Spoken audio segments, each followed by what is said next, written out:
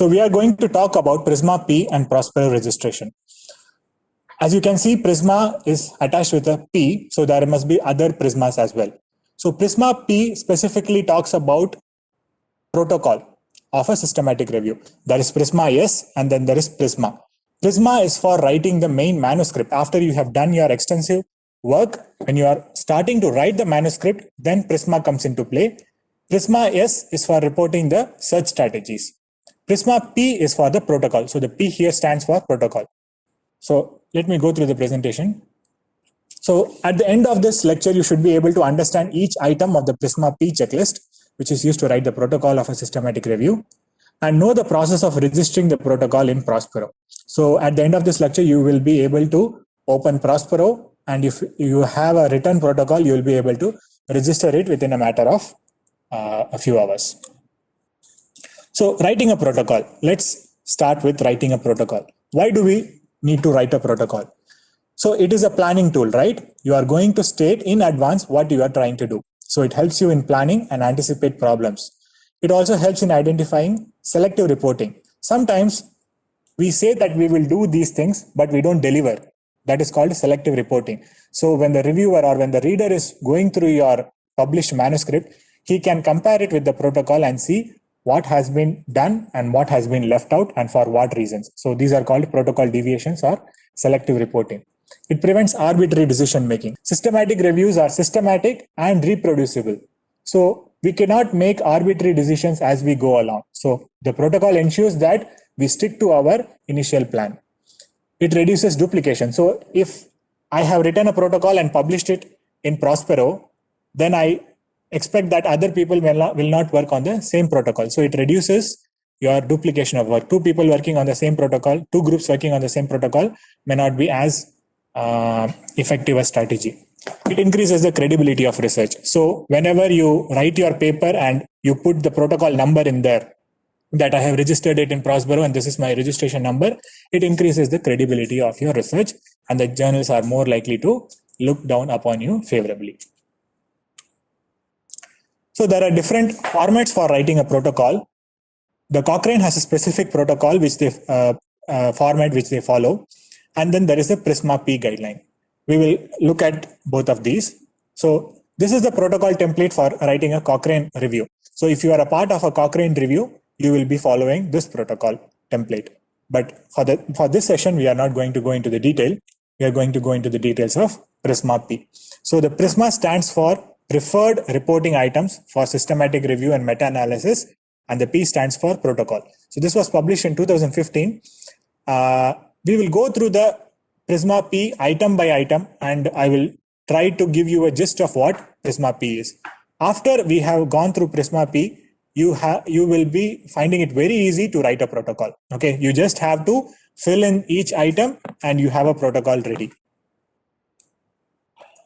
The first item is administrative information. You can see the checklist item in the bottom of the screen, which is 1A and 1B. So these two items talk about the title, identification. So you have to write in the title that this is a systematic review and or meta-analysis.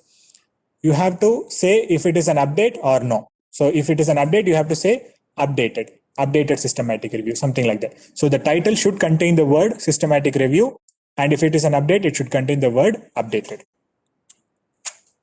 The second item in the checklist is again administrative information, which refers to the registration. Since you might have already registered it in Prospero, you can write the registration number. If you have registered it in Cochrane, you can write the registration number of Cochrane reviews. If you don't have a registration number, it is fine. Then comes the author's information. The primary contact, his name, his or her name, institutional affiliation, email address, etc., etc. Then you describe the contributors, who are the other contributors of the paper. Amendments. If this is the first time that you are writing the protocol, then no need to fill this part. But if you are trying to bring in some change into the protocol, then you will have to fill the amendment section. The next item is support. Okay. So support indicates funding. Okay. So do you have a funder? What is the name of the funder? What is the role of the funder? So these are the informations which talk about funding. If you don't have a funder, you can simply say none. Next comes the introduction. So this is the introduction of the protocol. You have two things that you have to write here. One is the rationale, and the second one is the objectives. Describe the rationale of the review in the context of what is already known. So why does this systematic review why is the systematic review required? You will say that there is enough literature. We don't have any concrete evidence as of now. There is a dilemma. There is a argument going on about one particular treatment. So those are the kinds of rationales that you will try to write in the rational section. And then objectives, it is just a reframing of the review question in the PICO format. Next, moving on to the methods section. So the methods section has several subsections. So the first methods section will be eligibility criteria, which was covered by Dr. Rubesh. So that lecture is entirely about this particular bullet point, which is item number 8. You have to specify the study characteristics in the PICO format and specify report characteristics like years considered, language, publication status. So this is nothing but the lecture on eligibility criteria. Next comes information sources. This is a lecture on literature sources, which was covered by Dr. Gilbert. So describe all intended information sources from where you will collect your literature. It may be electronic, physical library, gray literature databases, etc., etc. Then the search strategy. So search strategy is a written out plan on what terms you will use, what fields you are going to search them in, and how are you going to build the search strategy. This was covered by Dr. Ganesh Kumar. So whatever he showed you in the demonstration has to be put on the paper. That's all. So you will say that for dental caries, I will use these mesh terms and these synonyms. For prevalence, I will use this mesh term and these synonyms. For India, I will use this mesh term and these synonyms. And I'm going to combine them with the AND Boolean operator. So this is how a search strategy looks like. Okay, then you are going to describe how are you going to manage the study records. So there are 3 parts to this. One is data management. So describe the mechanisms that will be used to manage records and data. So this part was covered by Dr. Jayshree in her lecture. So are you going to use Ryan or are you going to use Covidence? So those details have to be filled in. Then the selection process. Who are all going to do the selection of the studies or screening of the studies? So are you going to use 2 independent reviewers with the 3rd arbitrator? Those details. Then the data collection process. So how are you going to extract the data? Are you going to use Microsoft Excel? Are you going to use Google Spreadsheet or a generic spreadsheet program? Or are you going to do it in Covidence? So those details have to be filled in this section.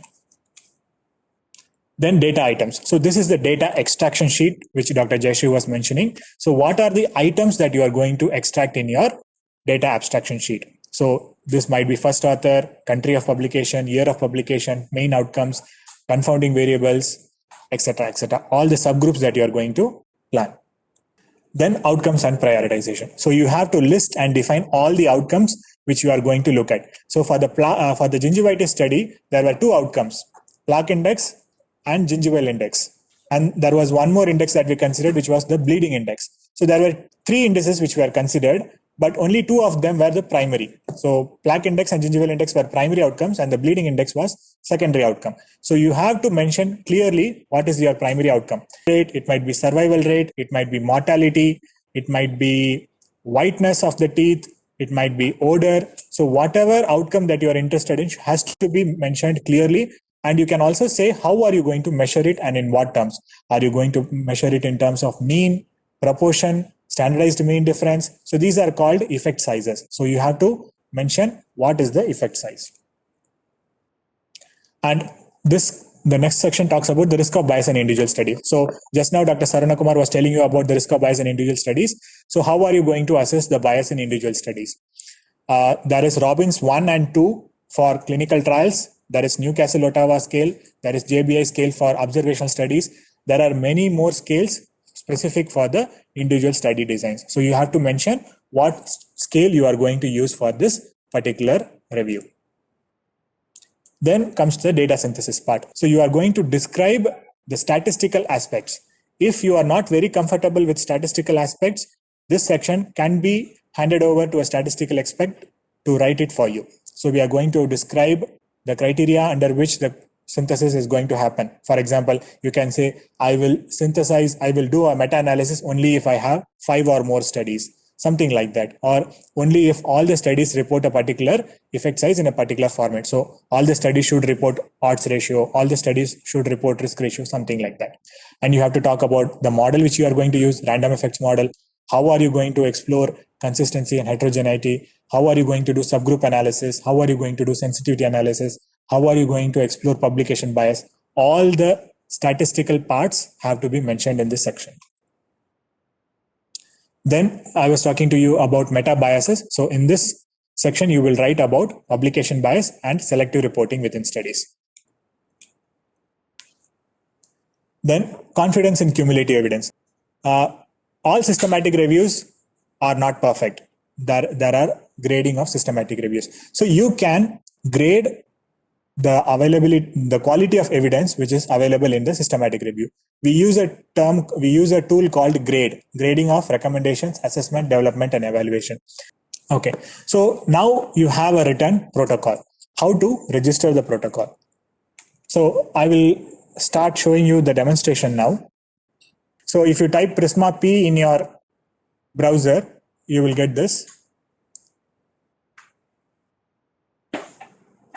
And if you click the Prisma P, you will get a PDF as well as a Word format.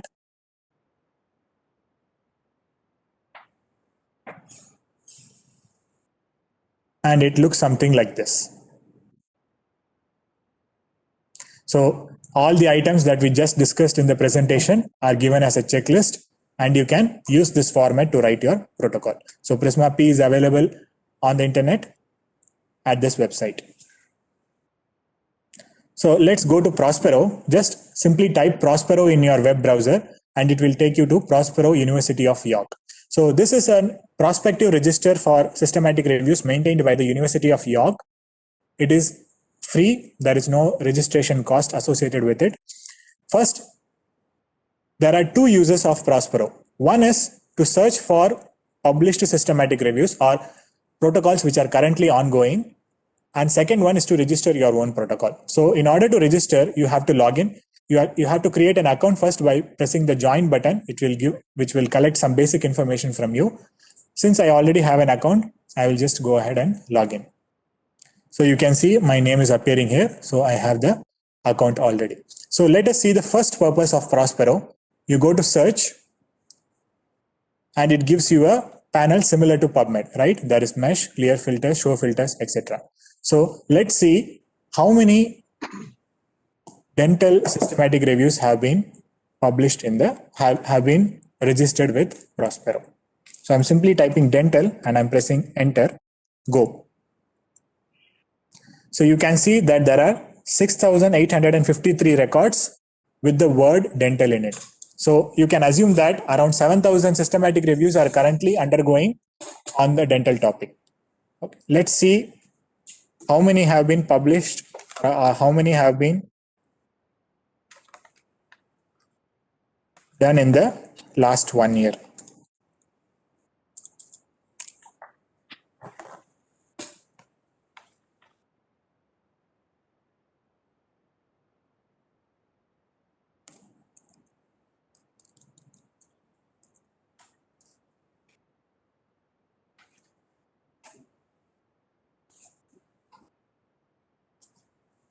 You can see in 2020 alone, around 3,000 protocols have been registered on the dental topic. So you can see that a lot of people are trying to do systematic reviews in your own fields.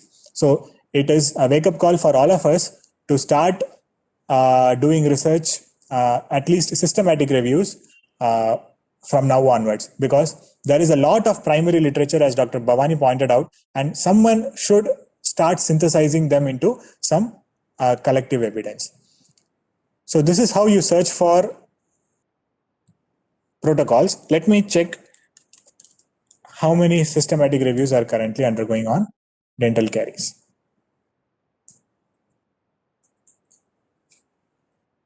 So there are 212 records in the past year that have been registered for dental caries. So what I would do is I would go through all the titles of these protocols, and I will see whether my protocol matches with any of these. So that is the first step that I will do. Once I finalize the review question in my head, I'm going to come to Prospero and I'm going to check if somebody is already doing it. So once I am confident that no, my idea is unique, novel, and it has not been done previously, then only I will start to refine my question and go ahead, because it will be an enormous waste of time if you had written the full protocol and then you find out suddenly that someone has already done it. So as I mentioned in my previous lecture, there are 4 places where you need to look for ongoing studies. One is Prospero, one is Google Scholar, one is PubMed, and one is Cochrane Library. Okay, so please be sure that your idea has not been previously registered. If your idea has been previously registered, you could still go ahead with the justification that I am doing something extra or something new or something unique in the same subject, but that requires a separate investigation. If you can convince yourself and the reviewers, you can go ahead. So that is searching Prospero for existing protocols. Now let's try to submit a protocol. So before you start registering your protocol into Prospero, I would suggest that you have a write-up of your protocol according to Prisma P guidelines, and then sit in front of the computer and start filling this form. So you can see here there are 2 boxes: register your review now and or edit your details. Let's go to register your review now. So it gives you steps and it will check whether your protocol is eligible for registration. As of now, Prospero does not register certain types of reviews like scoping reviews. So it will tell you step by step. So there are 2 boxes below. You can see one is the violet and one is the green.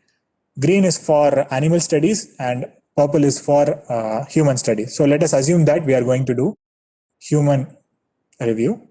So it will take you through a series of eligibility questions. Is this a scoping, literature, or mapping review? If you say yes, it will not allow you to register. So Prospero does not currently accept registration. So you have to say no. Does this review at least have at least one outcome directly related to human health? So the review must be about human health. You say yes. If you say no, it is not going to be registered. Is this a Cochrane review? Most of you will most likely say no, because Cochrane reviews are automatically registered with Prospero. Is this a mini or partial review done for training course or classwork like how we are doing now? I'm going to say no, but you will also have to say no. So have you searched Prospero to identify similar reviews? Okay, the Prospero itself is giving you a hint that go ahead and check for a similar review. Only if you are convinced that there is no such similar review, you have to register. You say, yes, I have searched Prospero. Then there are 3 options. This review is not similar to an existing review. This review is similar but sufficiently different. This review is similar. If you click the 3rd option, it is not going to allow you to register. So for the time being, let's say it's not similar. Have you written a protocol? So this is what I suggested to you. Have a protocol written up by your side and then start registering. If it is not written, you can still go ahead and directly enter the information in Prospero, but I would not recommend that. So let's say yes. Will more than one person be involved? We say yes. Do you intend to publish the results of a systematic review? Of course, yes. Stage of the review. So this is an important part. Prospero does not allow registration of studies which have advanced beyond a particular point. So I will tell you where. You can have preliminary searches. If they are started, no problem. Piloting the study selection process, if they are started, no problem. Formal screening of search results against eligibility criteria, even if they are started, they are not a problem. Data extraction, if I say started, reviews that have started or completed data extraction are not eligible. So you should not cross this point. You can come up to the point of formal screening of search results. So data extraction must not be started if you want to register your protocol. So that is why the name prospective registration of systematic reviews. You have to register your protocol before you start the study. Risk of bias, obviously it would not have been started. Data analysis not started. Okay, so now after all these screening questions, it is now telling me to please go ahead and register your review. So once I click that, I have a form in front of me.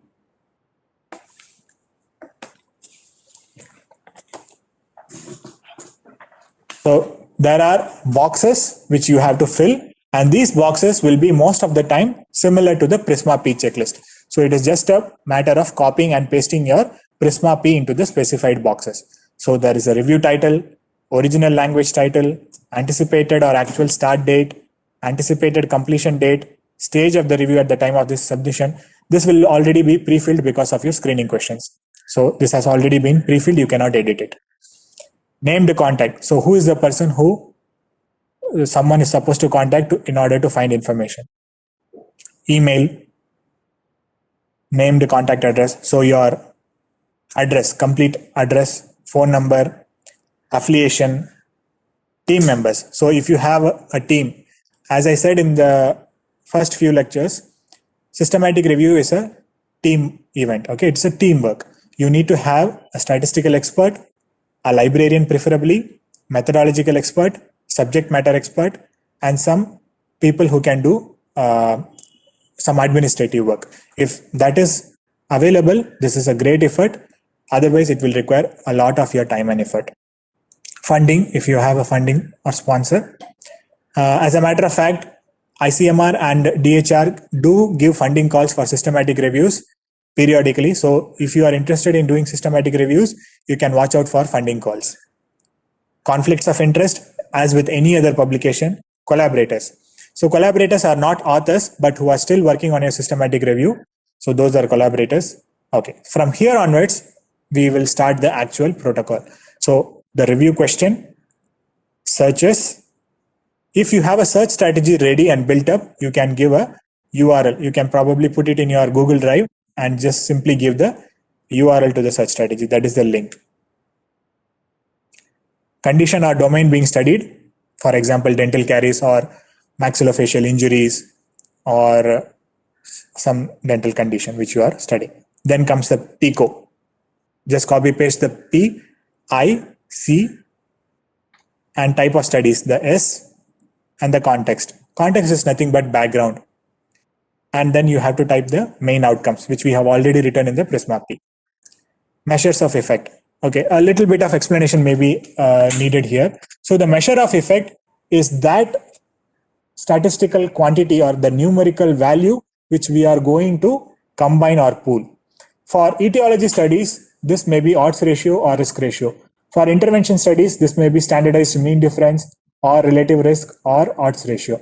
For prevalence studies, it might be a proportion, okay, or mean. So you have to decide what measure of effect you are going to extract and then pool. Are there any additional outcomes, secondary outcomes like harms, cost? These can be secondary outcomes. Data extraction and coding. What are you going to do in the data extraction and coding? Simply copy paste from Prisma P. Then risk of bias or quality assessment. These are the tools that we talked about. Strategy for data synthesis. This is the statistical part. Whether you are going to use subgroup analysis or subsets.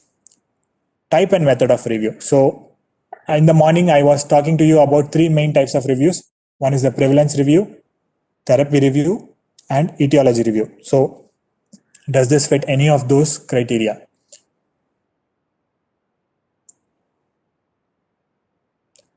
Health area of the review. So since we are a dental audience, you can see that there is a dental option there. You can do any. If your specific area is not mentioned here, you can simply mention others.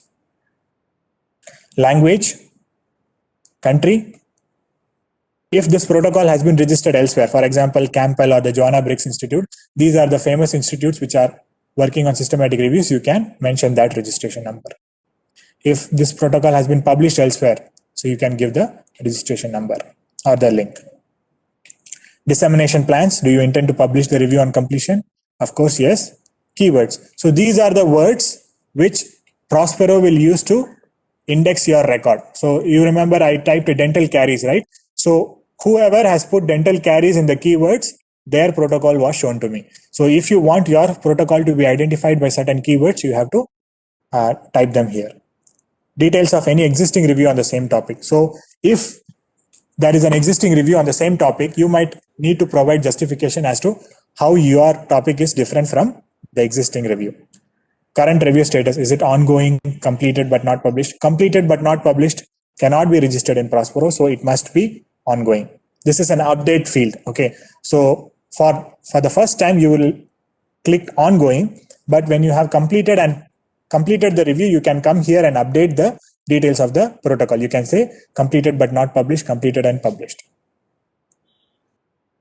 Details of the final publication or preprints if available. So once you have published your paper, you can come and put the link of the paper here so that anyone can link your protocol with the actual published study for their purposes. And then you click submit. So after you submit, what happens? So there is a preliminary check that is done by the Prospero team. They will go through the items that you have mentioned and they will ask for changes if they feel that certain items are missing or certain items are not relevant or you have missed certain information. They will ask you to, it's not a peer review, but it's an administrative review so that your protocol is complete and in order. And you have to wait for them to get back to you via email. You will again make the changes, and after that is done, you will get an email saying that your protocol has been registered and this is your registration number. Once you get the registration number, you can go ahead and start doing your systematic review per se. The approximate time frame for registering a protocol varies, so you will need to wait for approximately 1 month. So that is all about registering your protocol in Prospero. So we saw how to search Prospero for existing reviews, and we saw how to create an account and start the registration with Prospero. So the take-home messages for this presentation will be: writing a protocol is a must before conducting SRMA. Or if I may be bold to say, writing a protocol is a must for any research study. It is required by journals and funders. You will quote your paper with the registration number. It is easy to write a protocol if you just follow the templates of the Prisma P. And hundreds of or even thousands of templates are available from Prospero. After writing your protocol, register it with Prospero. So that's all for the presentation.